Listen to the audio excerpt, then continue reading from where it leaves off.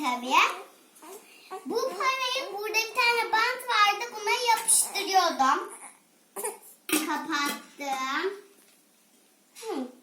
Sonra ben buralarda hiçbir delik yok ya size göstermek istedim. Sonra bunu koydum. Tabii burada da bir bant vardı. Size böyle yaptım. Böyle tuttum yaptım.